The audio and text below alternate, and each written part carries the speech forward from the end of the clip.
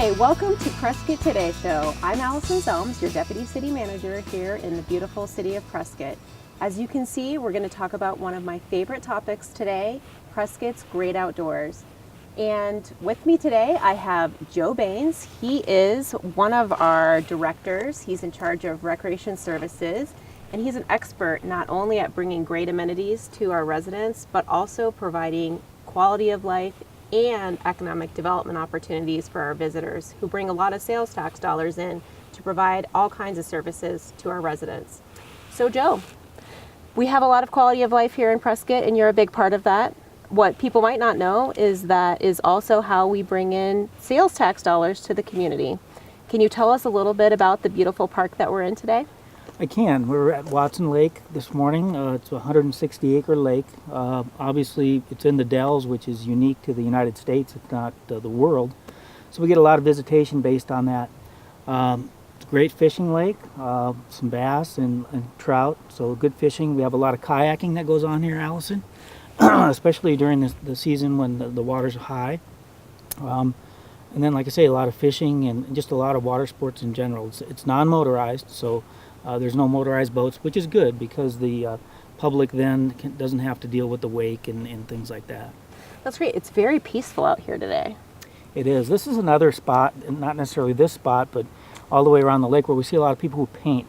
And the reason they do that, from what I understand, I'm not a painter, but is that the colors change throughout the day, from the morning to the afternoon to the evening, because of the dells and because of the shadows. It makes for a really nice place for people who like to paint. And probably part of the reason that it's so peaceful out is because although there's some people kayaking out here behind us right now, we actually don't just have one lake in Prescott. Correct. We have two other lakes that the city of Prescott is in charge of, and that's Willow Lake, which is a 347-acre lake just to the west of this lake. And it's a little shallower lake. It's a great bass habitat. We again get a lot of kayakers at that lake as well. We have a trail system that go all the way around both the lakes, which I'll get into a little bit later. And then we also have Goldwater Lake, which is unique because it's up in the Ponderosa Pines, right at 6,000 foot elevation. It's about a 20-acre lake, and again surrounded by Ponderosa Pines, so it's a little cooler in the summer. And really, just a couple weeks ago, a 22-pound catfish was caught out of there. It does have the state record sunfish, was caught out of Goldwater Lake in the late 90s. And we just stocked a new kind of trout in there through Game and Fish, who manages the fisheries for the city of Prescott, a Gila trout, which they're a nice size fish and a good eating fish. So 3 lakes, all diverse. That's great. And now Goldwater Lake just had a bit of an expansion a few years ago. Can you tell us a little bit about that and what folks can do out there other than go fishing and catch the biggest fish in Arizona? Absolutely. There's a lot to do out there. At all of our lakes, we have ramadas that are for rent. We typically do 15 to 18 weddings a year at the different lakes. Goldwater in 2014, we did a major expansion to Goldwater Lake, which included the addition of 2 ramadas, a playground for the kids that's adjacent to one of the ramadas, as well as some new bathrooms, and 102 parking stalls, which we thought would take a while for it to get to capacity, but we're already seeing that it fills up on most weekends. So it gets a lot of visitation, a lot of ramada rentals, a lot of groups for the individual picnic areas that go out there, and it's just a great spot to be. It really is beautiful. I know this spot is so beautiful, but we have a lot to really appreciate out here in Prescott. You know, our great outdoors is really our backyard. So if you're coming out to the lake, one of the things that we do have in some locations is a parking kiosk. Can you tell us what the fees are and what some of the options are for folks that like to get out more than others? Correct. There's a daily fee of $3, and it's a parking fee. And the reasoning behind it is that all these paved parking lots and those amenities will need to be replaced after a period of time. So that money goes back into the general fund, which supports recreation services for projects such as that. There's also a multi-pass options that you can purchase, and we also have an annual pass for $100. You can buy an annual pass that's good for 365 days. So if you're somebody, and we do have, we had a person I remember a couple years ago was out 364 times. So was that missed you, Joe? one day. It was not me, but, but we do have a lot of outdoor recreation enthusiasts that live here, and then of course we get a lot of visitation because we have a great diversity in topography. Take this lake in this setting that we see here today and lay that up against Goldwater Lake, which is Ponderosa Pine at 6,000 feet. Two different settings, but both equally as spectacular. And not every trailhead and every lake has those same fees. You can always walk in, or you can try out different locations on a Wednesday if it's not something that you've really tried before and you want to get out and see what different opportunities they are in the outdoors. You can come out on a Wednesday. Wednesdays are free days at the parks, even if there normally is a charge, correct? Correct. Wednesdays are free all day, and so we get a spike in visitation on Wednesdays. But we stay pretty busy all the way through the year and all the way through the weeks. We have a four-season climate here in Prescott, so we're really blessed to have the opportunities that we have. And so that must be one of the reasons that we have such visitation here. It's not a huge town here in Prescott. I know we like to call it everybody's hometown, and one of the reasons a lot of people move here is because they have that great small town feeling, but there's also a lot of retail and different options available. You don't really have to leave Prescott to get everything that you need, and you have this great outdoors. I know when my parents come to visit me, they love to hike the trails. And can you tell us a little bit about the trail system? I can. Currently we have 76 miles in our Mile High Trail system. And last year we just completed a major milestone that had been 25 years in the making, which was the connection of the Circle Trail, which is a 54-mile trail that goes all the way around the city of Prescott. About 52% of that is on Forest Service, which Forest Service here in Prescott has been a great partner of ours. They understand the economic impact and how important the economic impact is to our community. And so we've partnered with them and their trail system to get a trail that goes all the way around the city of Prescott. And I think it's unique not only to the state, but I think it's really unique to the Southwest and the United States, and it's getting a lot of visitation. We had a lady who's hiked the four major longest trails in the United States, the Appalachian Trail, Pacific Crest Trail. She just recently relocated to Prescott and completed the Circle Trail in 2.5 days. So it's an opportunity for people that want to camp and make it a multi-day experience, or you can do it like my wife and I have done it, which is a segment 6 miles, 8 miles at a time. So our trail opportunities around Prescott are growing all the time. That's great. And part of why they're growing so quickly and really without a whole lot of impact to the city's finances is because of the wonderful volunteers that we have. You mentioned the partnership with the Forest Service, but can you just talk a little bit about the volunteers that get out, maintain, and build the trails? I can, Allison. In our department, it's not only for trails, but overall we have a huge volunteer base. I firmly believe Prescott is a community of volunteers because from the outreach that I see, the Over the Hill Gang, for example, has 200 members. And they don't all show up every day, thank God, because we couldn't manage them. But we'll get about 30, 35 people that will show up every Monday and some Fridays for special projects. And they build and to a large part maintain the majority of our trail system here. Enthusiastic, dedicated volunteers. Some are retired truck drivers and some are retired chemists. It's an interesting conversation when you go out and experience a day with them. So it really is something for everybody. And one of the trails that group was really important in building was that Circle Trail that you mentioned. So maybe we can check that out a little bit. Absolutely, I'd love to. Okay, do you want to go? Let's go.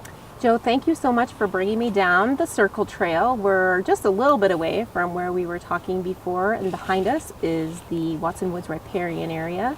So the Circle Trail has started to really gain a lot of notoriety around the state, but we also have some urban trails. Can you talk about connectivity and what you're trying to offer the community? I can, Allison. We look at our trail system a lot like the Public Works looks at a road system, in that we have connectors and we have arterials and we have neighborhood streets.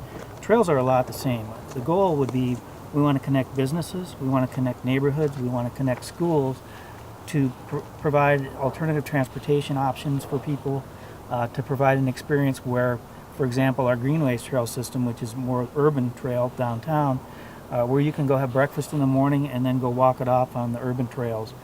And then those will connect again back to other trail systems. So really, it's all about connecting these through arterials. The Peavine is a great example.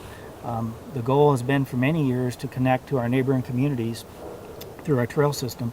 currently we're connected through the Peavine Trail, which is right across the lake here out at Watson Lake. We connect to Prescott Valley through the Iron King Trail system that's off of the Peavine.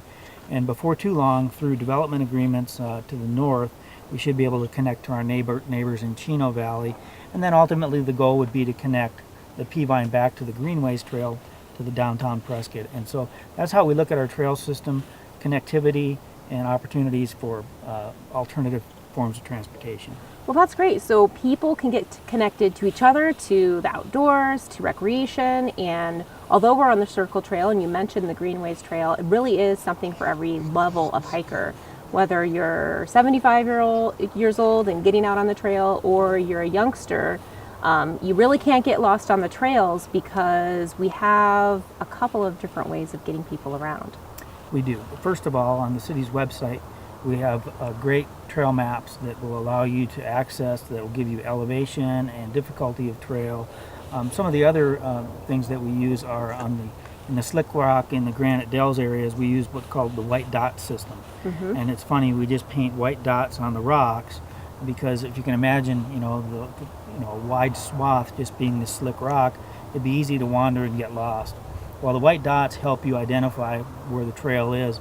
And parents love it. I get the feedback from parents because they can let the kids kind of wander around as long as the kids know just to find the white dots, they're back on the trail system. So it's really been, it's kind of funny because it started off as just a practical idea on how to, keep everybody where they need to be. And now we're known throughout the state. I have some friends in Pine Top and they always talk about, we want to go to Prescott and we want to visit the white dot trails. That's great. So we are known around the state for the white dots, but we are also known around the country for another little thing you can find on the trails. It flies. Sometimes they're in the water. Birds. Tell us a little bit about birding opportunities. Absolutely. Prescott is unique that way, and again, I think it's a lot because of our topography and just our elevation and things, but there's over 300 identified species of birds that have been found here in Prescott. Both Watson and Willow have been named important bird areas by the Audubon Society. And that's an activity that I think kind of comes under the radar a little bit. But those folks that bird love to travel, they love to journal, and they'll travel all over the state or all over the region to visit areas. And again, being an important bird area, we get our share of visitation. I think at a good time of the year too. A lot of this happens in the fall and in kind of our shoulder season. So that activity helps support spending in the community during a time where we're not quite as busy with the hotels as we are in the summer. So you're not just connecting people throughout town, you're really connecting visitors to everything we have to offer. And I know when I'm out on the trails, I meet people all the time. We just ran into a family that just moved here from Idaho, and one of the first things they did was get out to Watson Lake and hit the trail system. So I know your department's doing a lot to really bring more community assets to our residents, bring more future residents here, and get visitors involved in Prescott and bring people here to help support the economy. We do have something for everybody. And one of those things that we have isn't just this outdoor recreation, but really recreation, leagues, tournaments. You host a ton of tournaments. And we're going to be out at Pioneer Park next, and I'm going to be handing it off to Billie Orr, and she's going to talk to you a little bit about your tournament season and leagues. Hello everyone, I'm Billie Orr, Councilwoman here in the City of Prescott, and we're here at the beautiful Pioneer Park, and we're here with Joe Baines, our Recreational Director. So, how are you doing, Joe? I'm good, Billie. Thanks for having me. Great to see you. So, Joe, one of the things we'd like to talk about today is how we are in God's country, no doubt about it. And here we are at Pioneer Park, and what this operation right here does for the City of Prescott, not only with quality of life, but also our economy. So can you speak to that, please? You hit the nail on the head. That's our job here. It's quality of life and economic development, is what we want to call it. And we do that a lot through our sporting tournaments that happen primarily here at Pioneer Park. We have about 26 tournaments a year, different kinds, softball, especially youth, some adult softball tournaments. We have youth baseball tournaments. We do a lot of mountain bike racing out here. So we really have a full event calendar, and that's how we produce economic impact and those tax dollars that come in with that visitation. So truly a sports complex, isn't it? Absolutely. Yeah, we have Kayla's playground right over here, the fields here. I understand last week we had about 70 teams in for tournament play. How does that happen? How does that come about that all of a sudden 70 teams show up? I understand we have like 50 umpires, and all of those heads need beds. So Right. it's huge for us. Well, it's the story of partnerships, which is really largely how this department is built. We have partners, public-private partnerships, if you will. We have tournament promoters that come in and request field facilities and field rentals to host these tournaments. Our goal is to recover our direct costs, that being field preparations, light rentals, and those things, recover the direct costs, and then the economic benefit comes through that visitation and heads and beds and Sure. buying meals at the restaurants. Lunches, yeah. And, so yeah, last weekend we had 70 teams for the Beat the Heat. It was a girls' youth fast pitch tournament, U10, U12. When I say U, that means under 10, under 12, Okay. all the way up to U18. So they started on a Friday, which is good because we get some Thursday night visitation out of that. And then they went through Sunday night, 170 games that were played. Wow. Yeah, that's great. My. So it's a boom for us when those things happen. And this is just one example. So what are some other things that Parks and Recs do in order to bring in more activity? Well, strategically, we like to look at, trying to prop up our shoulder seasons, which is Right. March, April, September, October, which, as you know, living here, but really the weather's beautiful that time of year. But, our visitation goes down a little bit. So what we try to focus on is where can we get more midweek visitation, Right. which is important. So the Monday to Thursday? Yeah, and where can we prop up those shoulder seasons? And really, we found that mountain bike racing has just become very popular out here at Yes. Minor Park. We host a couple of the high school mountain bike races, and they'll have anywhere from 400 to 600 competitors. And then, of course, youth sports are great because grandpa, grandma, Yes. mother, father, Everybody comes. everybody comes, Yes. and of course, more people equals more sales tax revenue. So we really try to focus on that. Every year we strategically look at our sports calendar and find out what's working, what's not, try to get the maximum impact that we can out of that. I've been amazed when I look at the schedule and to see how many people actually come in this town. So, we often concentrate on downtown with the activities around the square, but we have so much going on out here and really across the town. It's just great. It contributes to downtown. And when mom and dad and grandpa and grandma come in between games, they're looking for something to do. That So they things go to down. buy. Yeah, absolutely. And we've been blessed, I think, with in a lot of ways with our weather. We Yes. have a 4-season climate, and really we have a good reputation because again we roll out the red carpet. Well, I know you and I were just talking about that. We were talking about the green carpet because we do it right. So people want to come back here. I know you've done surveys, and the satisfaction surveys are really good.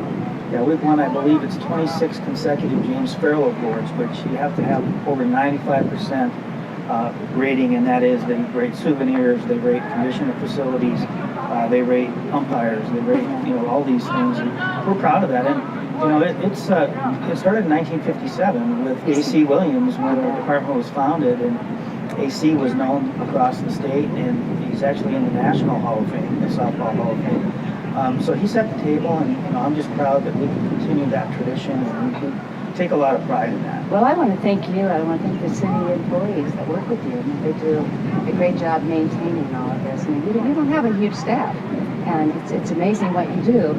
But you're able to do that because not only what your staff does, but all of the volunteers. So can we speak about some of the volunteers and what they give to Parks and Rec?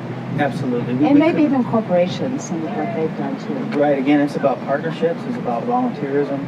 I've said this before, but I think we live in such a great community of volunteers. Yeah. And not only are they great volunteers time-wise, but expertise-wise. We live in a community where people retire to that.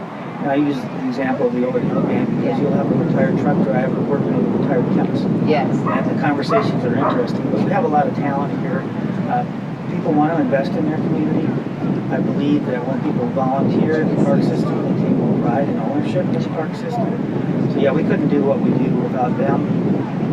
And I can't not talk about our sports leagues that our citizens benefit from. Sure. Is helps that what with we have quality. going on right now behind us? Right now we have senior softball going on, and they play 3 days a week. And I call this get off the couch spending. if these people weren't out here participating in these leagues, they probably would be at home doing chores or something like that. But now they're out here building that camaraderie with their fellow competitors, and afterwards they might go get a cold beer, or they might go get a meal, or buy a tank of gas. And again, that helps us on the economic side. But the quality of life can never be overstated. That we live in such a great community that offers a lot of activities for people to remain active, because the retirees these days are not like they used to be. Yeah, they want to remain active. That's right. They want to find activities that they can continue to do in retirement. But this is a beautiful spot with the American flag, and I appreciate you doing this with us. And I'm excited about what's going to happen here in the future very soon. Hopefully we'll get this done within the next year or two, and those are the pickleball courts.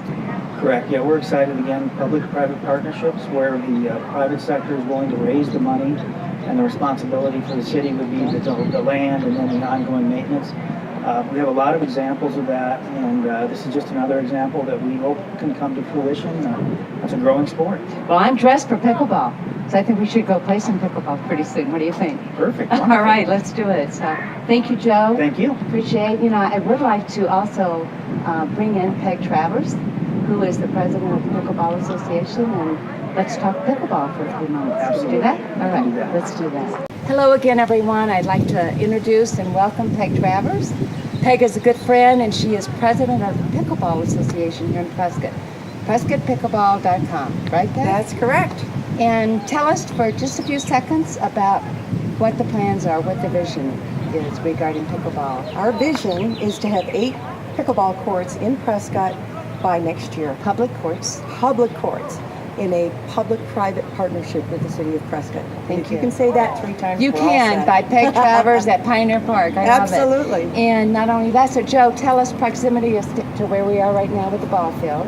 We're really about 400 yards probably. Everything is centrally located here in That's Pioneer great. Park, and that's great because So a we lot have- of people play a lot of different things. So we have the field, we have playground, and now we're going to have Pickleball. playground for anyone from 8 to 84 That's correct. or 94 to come play pickleball. So, Peg, thank you. Can we go take a look at that? We'd love to show you fairground our that we're new going to spot. transform? Yeah. All right. So we've moved across the street from Commerce Drive, so we're across the road in the, so everybody can get an orientation of where we are. We have the fields there, we have the hockey rink right across the road from us, and then we have Kayla's playground just up just a few feet. So, and we're standing, Peg, in what we hope to be court 6. That's right. All right, 8 courts right 8 here in courts. this barren land adjacent to the Brownlow Trailhead. It's beautiful. We It love is. it. We're very grateful to the city of Prescott for making Yes. this possible. And again, the county, because part of these courts will Yes. be in county, and so it will be an IGA. It will be, again, a working private-public partnership. So, and we thank you for what you're doing. It's just it'll be a wonderful setting for 8 pickleball courts. It will be a And pickleball complex. It will, and I know we're going to show people. Some people don't know what pickleball actually is, and we're going to go over to Prescott Lakes, where they have some really nice courts. Ours will be as nice. Our courts will be state-of-the-art. That's right. And it will be just a wonderful, and also an economic boom for Prescott, because people go to tournaments. Just like they do for softball, they come to tournaments, and it's for all ages. So it's not just about economics, it's also about quality of life. It's getting off the couch, it's moving, it's playing pickleball, being social, meeting people, having a great town in our great city of Prescott. So shall we go to Prescott Lakes and take a look at some courts? Certainly. Let's go play some pickleball.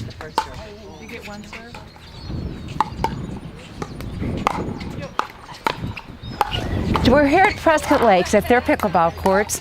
Here we have 5 courts. They are private courts. That's why we would like to get 8 public courts in Prescott. It's a beautiful facility. We have some people playing in the background. And so, Peg, I know you and I first met here. We did. playing We played pickleball together. One of the things I love about pickleball is the social side of it. And again, we talked earlier about the quality of life. And getting you up, getting you moving. I've seen people that could hardly move start playing pickleball, and now they are amazing. So Pickleball is for everyone, and it's for all ages. So we have in Prescott today, we have children's programs. We have a pickleball training program at the Juvenile Detention Center, the Yeah. Yavapai Juvenile Detention Center. We have a program for the vets. Yes. We have all kinds of things going on, and it's all volunteer led.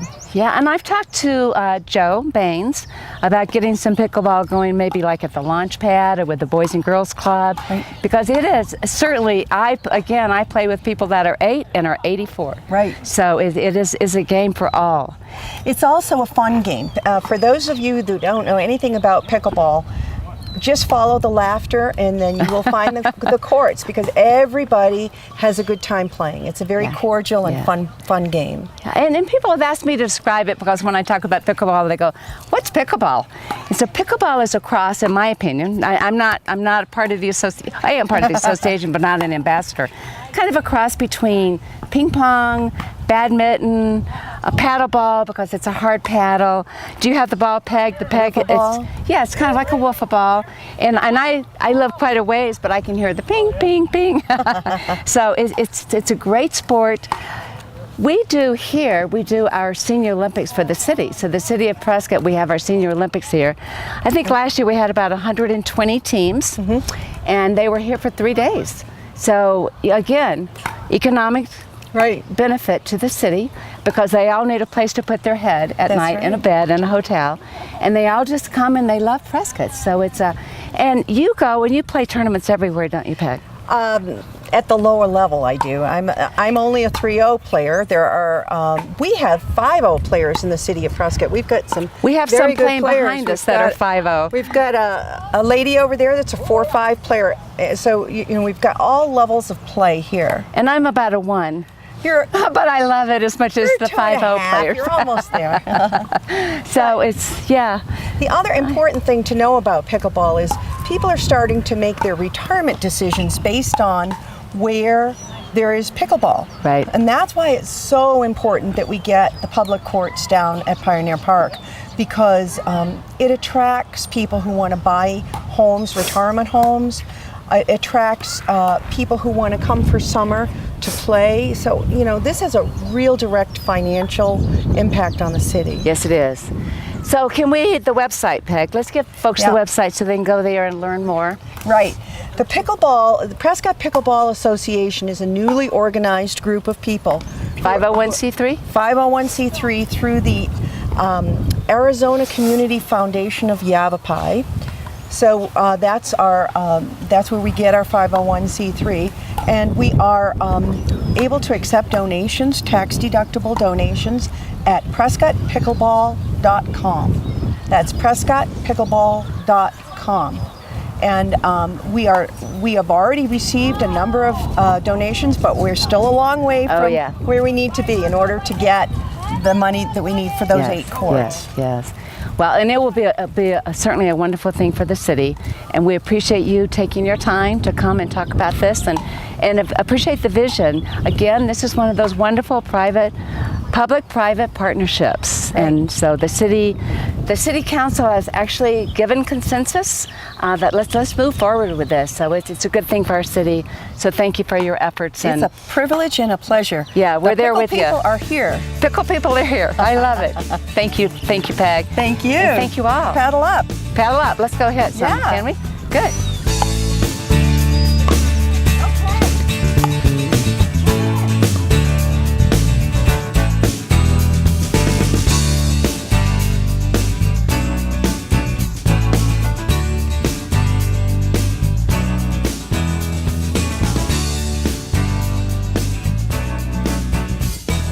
Well, we've been off the beaten path, and now we are back in the heart of downtown Prescott with the historic Courthouse Plaza in the background and historic Whiskey Row just beyond that. And this is quite a happening place pretty much every weekend between April and December. And Joe, can you tell us a little bit about what happens down here with the special events? I can, Allison. This is a very active place. It's a beautiful, beautiful downtown, and so it sets up well for special events. So people like to host special events down here. We like to bring visitors down and experience downtown Prescott. Hopefully shop some of the local businesses and help support our local economy. So there's about 60 or so special events that happen in and around the Courthouse Plaza.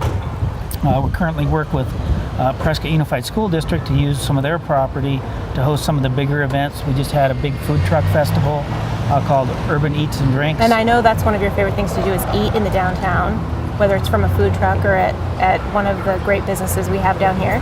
Absolutely, you're making me hungry right now. We have a lot of good businesses down here, a lot of unique restaurants. So we really try to get people downtown to experience the ambiance that Prescott has to offer. That's great, and we don't put those events on as a city, do we? We do not. We have a special event committee, so we have a process that the event promoters who want to host the events go through to make sure they have proper public safety, proper sanitary facilities and things like that, to make sure the events are safe and enjoyable for all of the residents and the visitors. That's great, and probably something that all of our viewing public out there wants to know is when is the Downtown Concert Series? Can you tell us a little bit about that? I can. The Downtown Summer Concert Series happens midweek, which is great. We can get people to come out of their houses and experience the Courthouse Plaza. It starts here Memorial Weekend, the weekend after. This Thursday, for example, we've got the band playing the concert band playing on the square. So it's Tuesday nights, Thursday nights, and Friday nights. So it brings that midweek visitation, gives the residents something to do, and again, to be out on the grass on the Courthouse Plaza on a summer evening is a nice experience. Well, that's just one of the things you do. We've talked about trails, we've talked about the great outdoors, we've talked about the Circle Trail, we've talked about the lakes and fishing and everything there is for folks. We've covered some tournaments and also pickleball for those of you that are getting excited about that. And in our downtown, we have something for everybody with our summer events. And one of the things we're going to talk about next is going to be the economic impact that helps our city run and how all of those things work together to keep us moving. Well, we've talked about tourism, we've talked about the great outdoors, all of our tournaments, and the great amenities that make this a great place to live, but also a great place to visit. And those all connect together through economic development and the tourism dollars that keep this town running. And I'm here with Margot Christensen. She is the VP of Marketing for Ponderosa Hotels Management and one of our great tourism business operators here in Prescott. Well, thank you, Allison. Yes, I oversee the marketing and advertising and public relations for the Quality Inn, the Spring Hill Suites, and the Residence Inn here in Prescott. And so you're part of what makes our economy work, investing in the community through your business. And how do you feel about all of this recreation and the events? What do they do for your business? Well, they're a huge demand driver. They're all great for the economy. All of our sports tournaments, special events, Bluegrass Festival, rodeo, all of those drive an incredible amount of money, both in terms of room revenue for hotels, but of course all those people are spending money in restaurants, bars, shopping downtown, gas stations. So it's just a huge economic impact for the general fund. Right, and so you talked about room revenue, and so part of your business is, as marketer for your business, getting heads in beds, and that means not just sales tax, but bed tax. Can you talk a little bit how we try to utilize those bed tax dollars to help the community? So by state statute and also by local ballot language, bed tax is 3% of room revenue. It's collected from the visitors at the hotels. So the hotels are used kind of as the funnel to collect that tax. And then that tax, that 3%, is reinvested back into the community in the form of destination marketing. So the sole purpose for that tax is to be used to staff the Prescott Office of Tourism and then to provide them all the sales and marketing tools and functions for destination marketing. So it's really a reinvestment back into the community so that we can get more visitors here.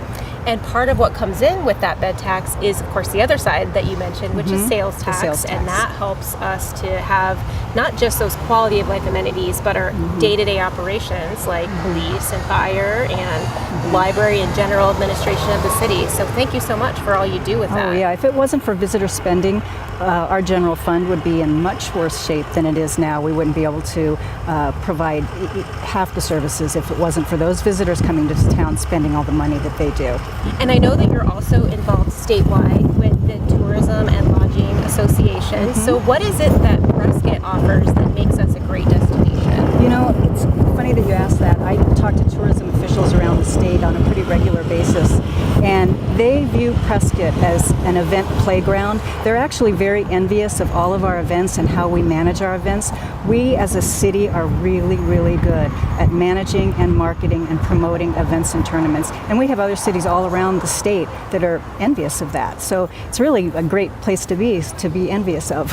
And I guess it doesn't hurt that we have beautiful Courthouse Plaza to host many of those events either, does it? Hardly any other town has what we have right here. Yep. Well, it's vibrant, and it's a place where a lot of residents like to come and hang out and walk their dog and just enjoy, the beauty of our vibrant downtown. And Joe mentioned all of the restaurants and all of those things, and that's part of that economic generation that you mentioned. So I guess if you could leave our viewers with something, do you have any hard dollars on what some of the economic impact is? I ran some numbers just looking at sporting events and tournaments. So in 2015, the city had about 22 sporting events and tournaments. And that equated to our properties, our 3 hotels here. That drove about $750,000 in room revenue to our 3 hotels. So if you translate that to sales tax, 1% of that is about $15,000 in local sales tax, $22,000 in bed tax, and about $45,000 in state tax revenue. So just our 3 properties, just looking at sports tournaments, that is a huge amount of money to bring in. It really is. And, it really kind of drives home what Joe and I have been talking about earlier, and Councilwoman Billie was with him out at Pioneer Park. We have great amenities, they provide a great quality of life, and they also really keep this community moving with those tax dollars that you mentioned coming in for those basic services and also for quality of life. So I hope you've really enjoyed the tour that you've received of all of our beautiful outdoor amenities today. And I would just challenge you to get off your couch, because I know that's probably where you're sitting, and get out and enjoy your backyard. It's Prescott, it's yours.